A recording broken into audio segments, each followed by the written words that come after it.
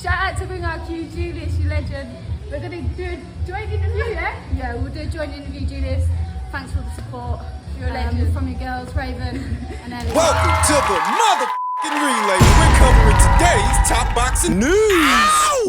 Okay, we'll start with this. The good people at ESPN have crowned their female fighter of the year, and they've given that designation to unbeaten Ellie Scotney, unified super bantamweight champion, who when last in action unseated Jamie Mercado for the WBC title, the longest reigning champion at the weight at the time, something like 4 or 5 years, uninterrupted until she ran into a wall named Ellie. A very good shout. And it's good to see that it's not just down to Clarissa or Katie or Amanda for Female Fighter of the Year, as oftentimes when we talk about that designation, it's usually between those three. You often see the same pool of names in rotation, those three, Michaela, Alicia. So it's very refreshing to see that they're starting to take notice of what other young, talented female fighters are out there, and I happen to agree that Ellie is worthy of such a designation. She doesn't have a lot of fights, only about 11, but it really is one of those quality over quantity kind of deals. The first world title that she won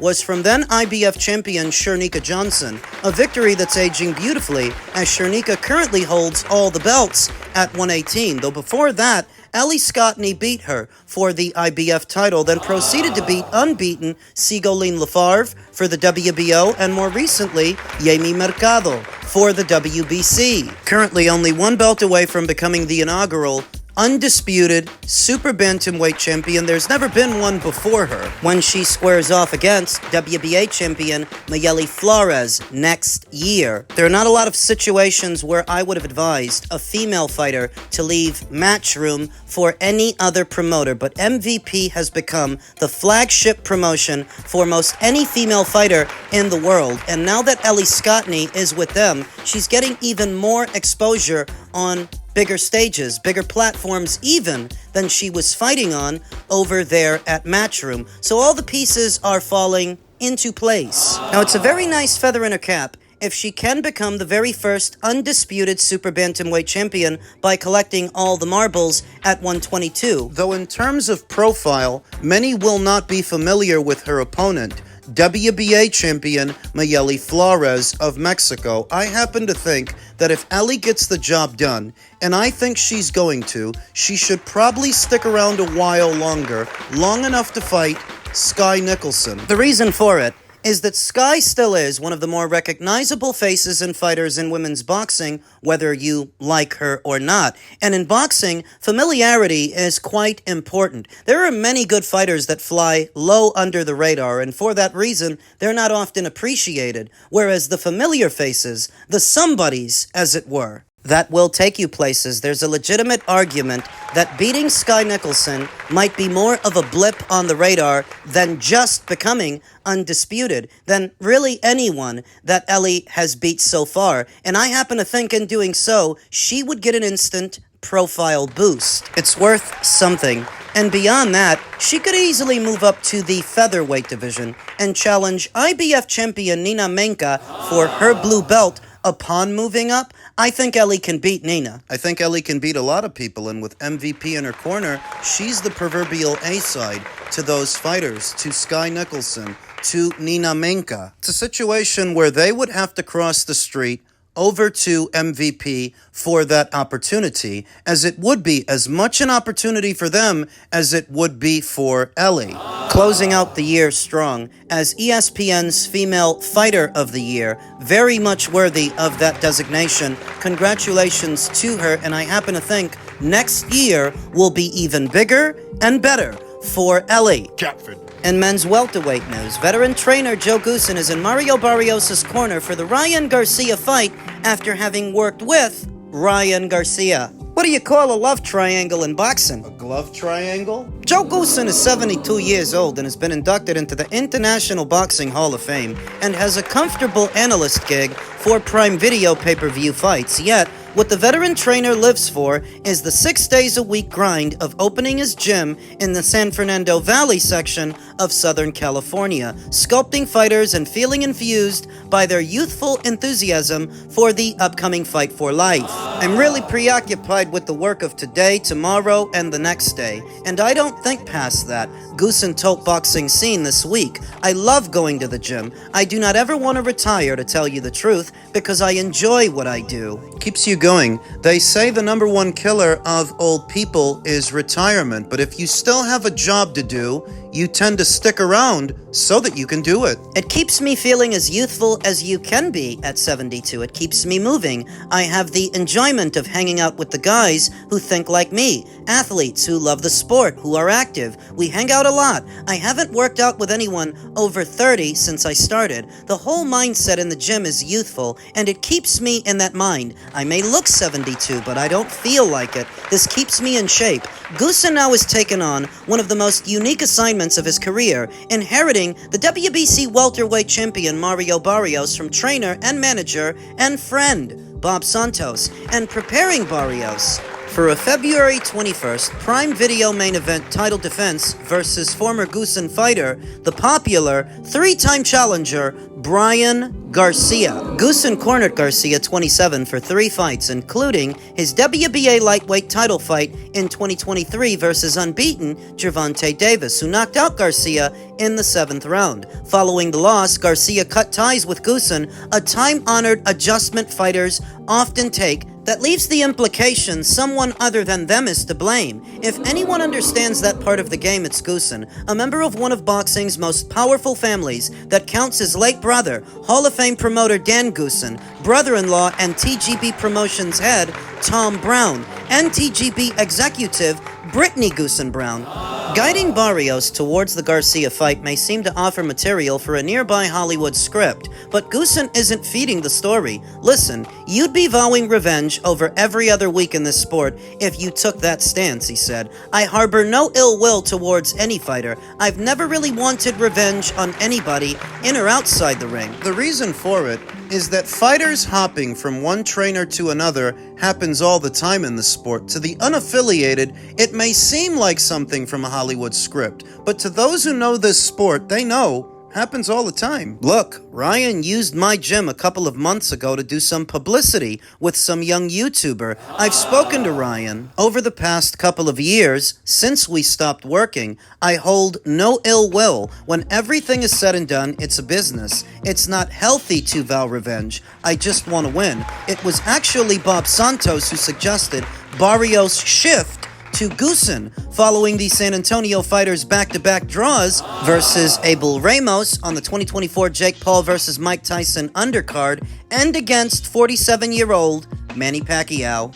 Santos and Goossen have known each other for more than 20 years, including their reverse changeover when Santos took the cornering duties for former two-weight world champion Robert Guerrero. Because Santos spent so much time in my gym, he had a good grasp of what I could and would do, Goossen said. That's what initiated the phone call to ask me if I would work with Mario for this fight.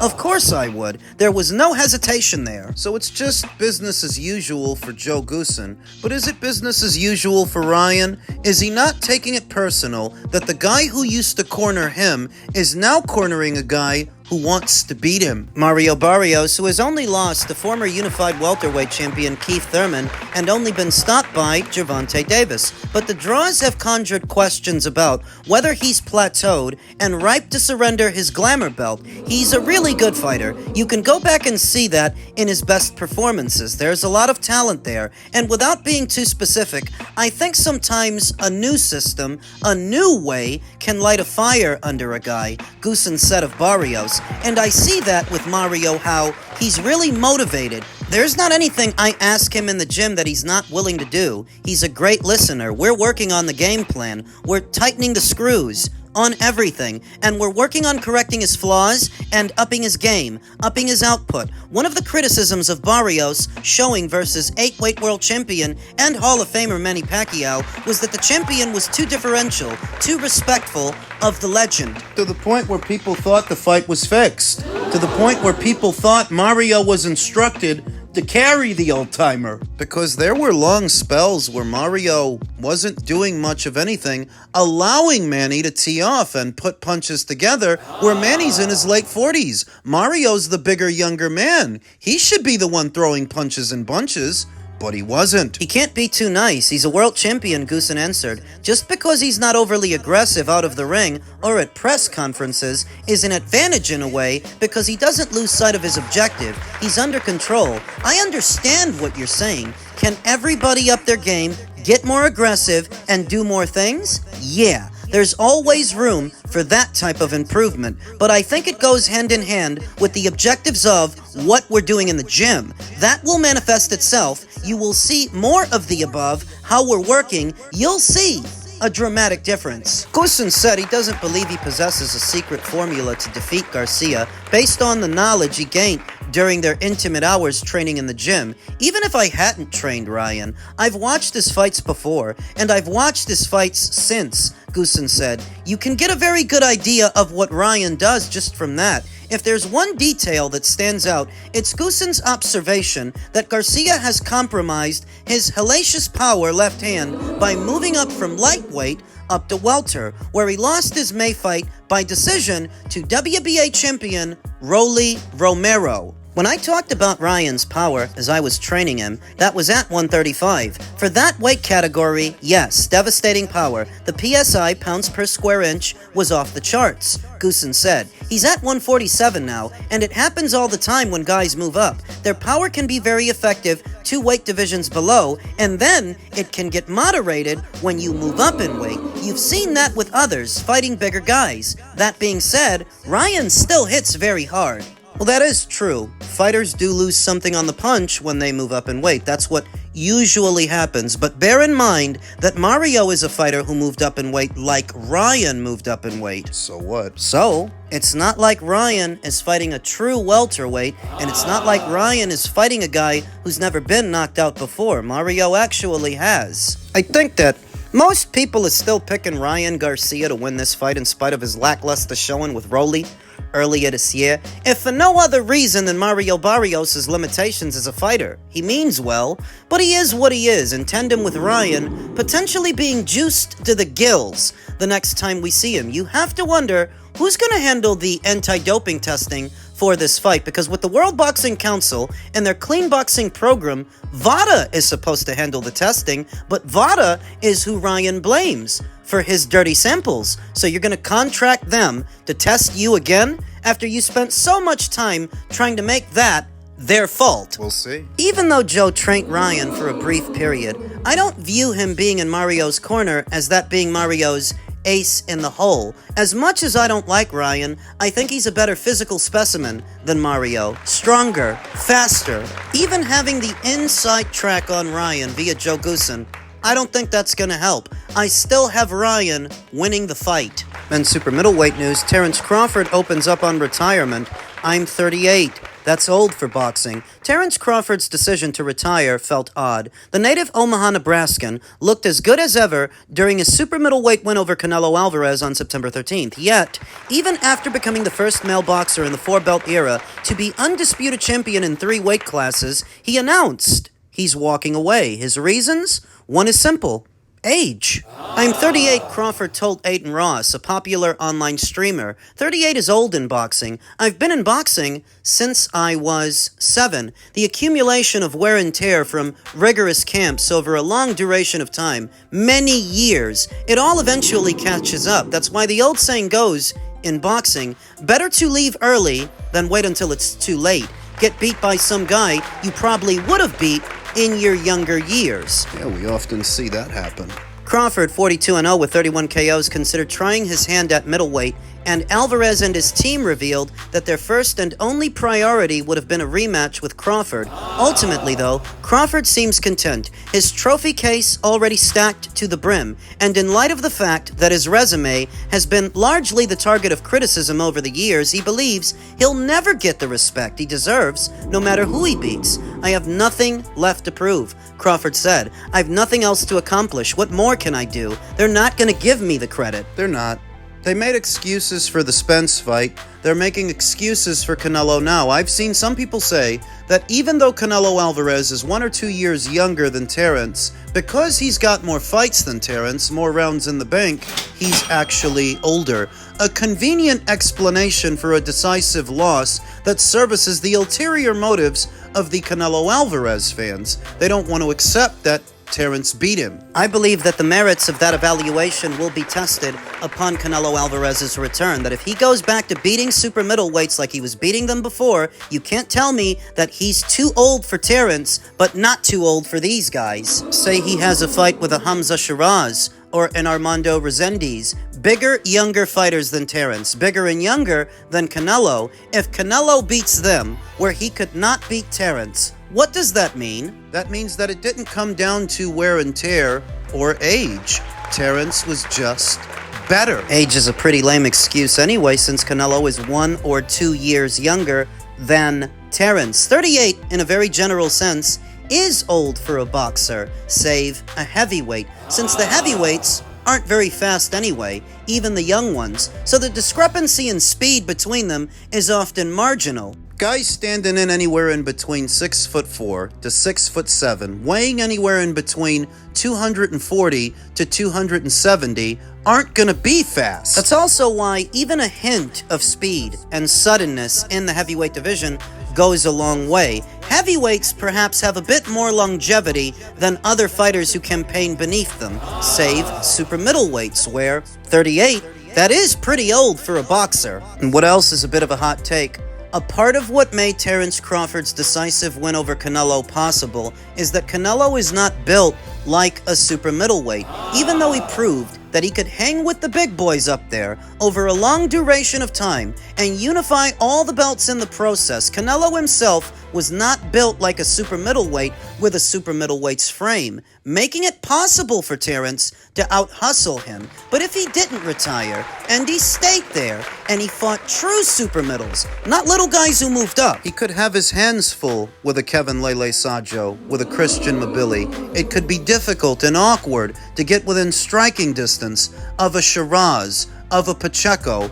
Boxing math is funny like that, to where you could give Canelo good odds against those fighters, and Terence beat Canelo, but that same Terence might struggle with those other guys. boxing math is funny like that. I actually wanted Terence to retire because I felt that it's not going to get bigger than beating Canelo for all the belts. You can go down to middleweight and fight a champion down there, but it's not going to eclipse what you just did. So lingering, pushing the envelope is unnecessary. You've climbed the mountaintop. There's nothing left to do and nothing left to prove. You've made more than enough money to retire on. Retire comfortably to where you can have extramarital affairs with women from all around the world. It's time to enjoy the fruits of your labor and retire with the assurance that your legacy is secured. It is a couple of boo birds and critics now, but those people, they eventually fade into the background, and all that is left is what you accomplished. Terence has done a whole lot in that department, so he's good to go. And I think he made the right decision.